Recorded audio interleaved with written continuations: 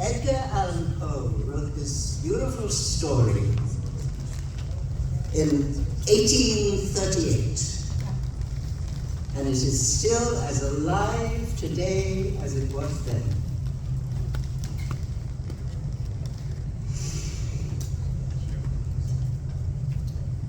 Ligeia.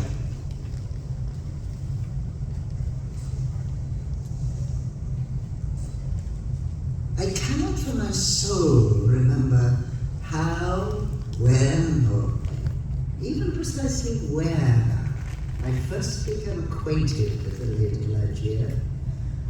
Perhaps I cannot now bring these points to mind, because in truth, the character of my beloved, her rare learning, her singular cast of beauty, and the thrilling and enthralling eloquence of her low musical language made their way into my heart by paces so steadily and stealthily progressive that they have been unnoticed and unknown.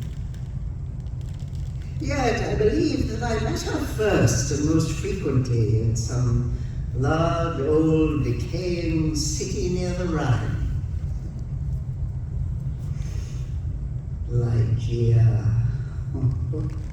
It is by that sweet word alone that I bring before mine eyes in fancy the image of her who is no more, who was my friend and my betrothed, and she became the partner of my studies, and finally the wife of my bosom.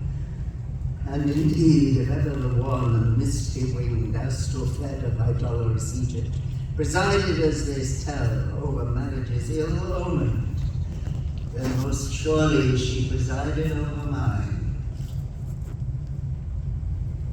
In stature, Ligeia was tall, somewhat slender, although her features were not of classical regularity and beauty of face. No maiden ever equaled her. The contour of the lofty and pale forehead was faultless, and the skin revealing the purest ivory. And then the raven black, the glossy, the luxuriant tresses, the delicate outlines of the nose tending to the aquiline, the sweet mouth, the magnificent turn of the short upper lip, the soft, voluptuous slumber of the lower, the dimples which sported, the teeth with a brilliancy shining startling in her most radiant of all smiles. And then the large eyes of Ligeia. The hue of those orbs was the most brilliant of black, and hung over them hung lofty lashes of great length. Ah, the expression of the eyes of Ligeia. Those eyes, her large, luminous eyes.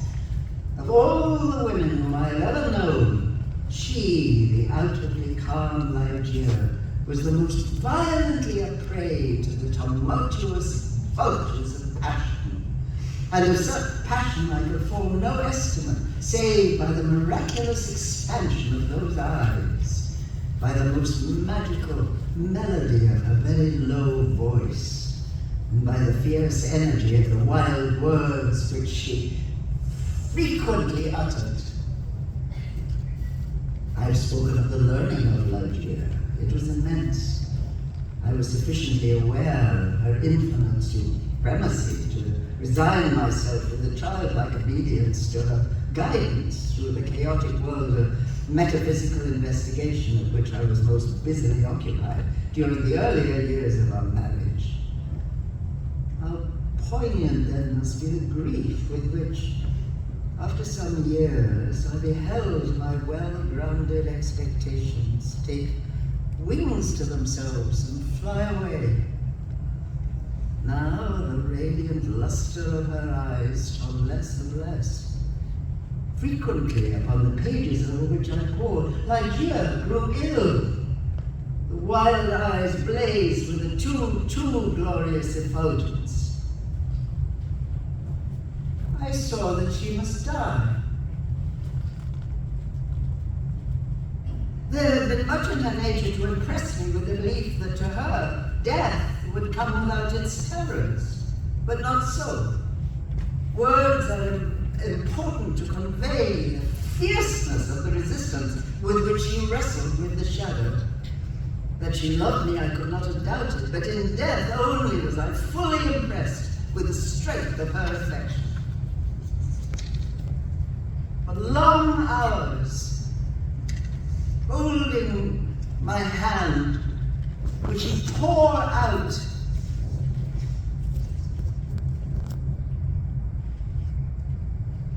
For long hours, detaining my hand, would she pour out before me the overflowing of a heart whose more than passionate devotion amounted to idolatry. In Ligeia's more than womanly abandon to her love, I at length recognized the principle of her longing for life, the eager vehemence of a desire for life, but for life, that I have no power to portray, an utterance capable of expressing. At high noon of the night on which she departed, beckoning me peremptorily to her side, "Oh God!" half shrieked Ligeia, leaping to her feet and extending her arms aloft. "Oh God, who knoweth the mysteries of the will with all its vigor, man need not yield him to the angels, nor unto death utterly, save only through the weakness of his feeble will." And now, as if exhausted with emotion, she suffered her right arms to fall and returned solemnly to her bed of death. And as she breathed her last sighs, there came mingled with them a low murmur from her lips. I bent to them my ear and distinguished again the concluding words of the passage in Granville. Man need not yield him to the angels, nor unto death utterly, save only through the weakness of his feeble will.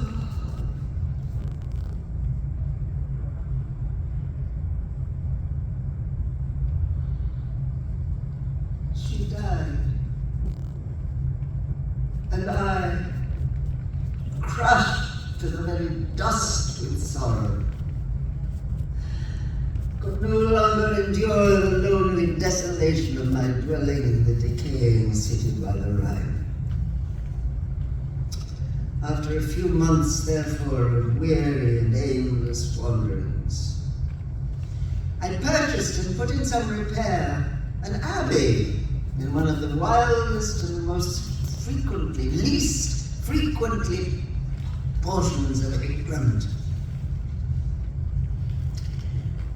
Yet although the external abbey, with its verdant decay hanging about it, suffered but little alteration, I gave way with a childlike perversity to a display of more than royal magnificence within. I had become a bound slave in the travels of opium.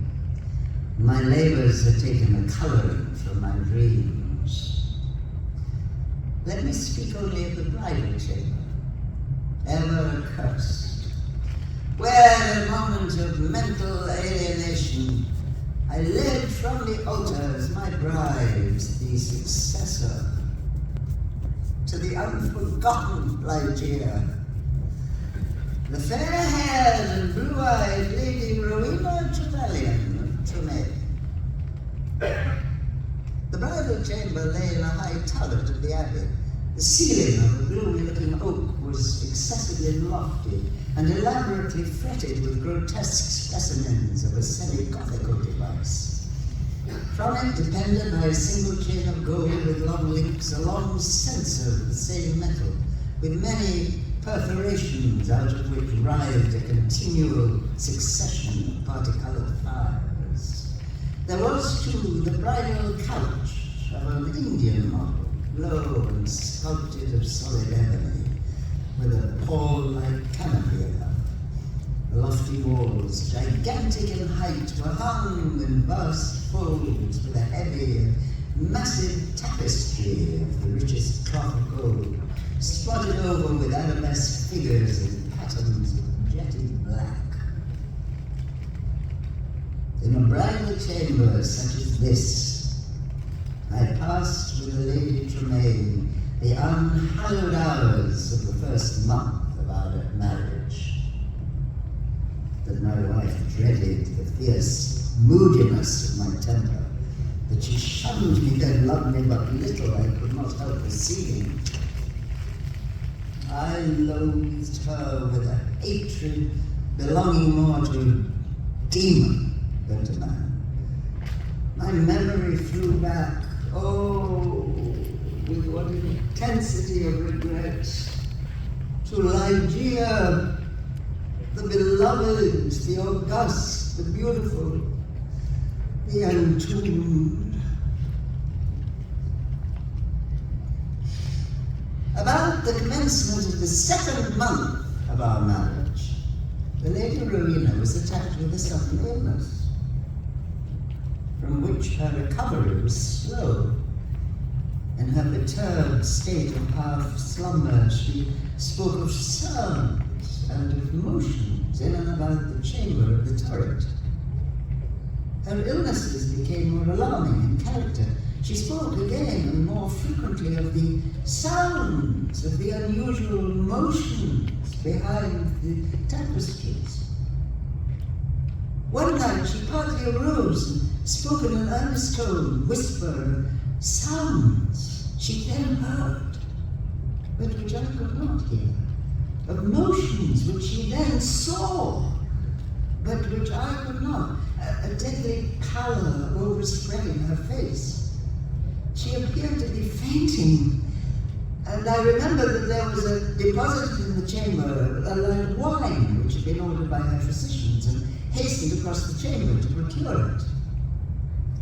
Having found the wine, I recrossed the chamber and poured out a goblet which I held to the lips of the fainting lady. She had partly recovered, however, and took the vessel in herself. It was then that I became distinctly aware of a gentle footfall upon the carpet and near the couch. And in a second after, as Rowena was in the act of raising the wine to her lips, I saw, or may have dreamed that I saw, fall within the goblet, as if from some invisible spring in the atmosphere of the room, 3 or 4 drops of a brilliant ruby-colored fluid. She swallowed the wine unhesitatingly, and if I forbore to spoke of her, the circumstance which, after all, I considered had been but a suggestion of vivid imagination, rendered morbidly active by the terror of the lady and the excitement of an immoderate dose of opium.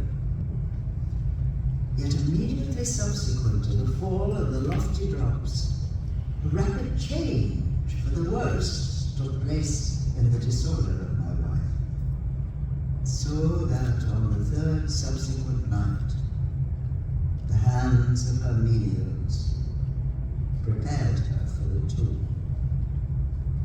And on the 4th, I sat alone with her shrouded body in that fantastic chamber that had received her as my bride.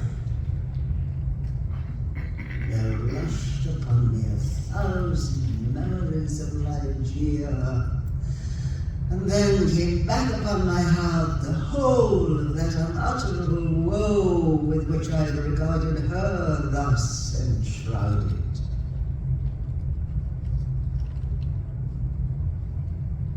And with a bosom full of bitter thoughts of the one, only, and supremely beloved, I remained gazing upon the body of Rowena. It might have been midnight, or perhaps later, when a sob, low, gentle, but very distinct, startled me from my reverie. I felt it came from the bed of death. I listened in an agony of superstitious horror. At length, it became evident that a slight and barely noticeable tinge of colour had flushed up within the cheeks and along the small veins of the eyelids.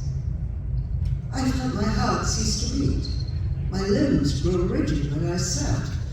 I could no longer doubt that we had been precipitate in our preparations, that Rowena still lived. In a short period, it was certain, however, that a relapse had taken place. The colour disappeared from both eyelid and cheek, leaving a wanness even more than that of marble. I sat back with a shudder upon the couch from which I had been so startlingly aroused, and again gave myself up to passionate waking visions of Ligeia. An hour thus elapsed when, could it be possible?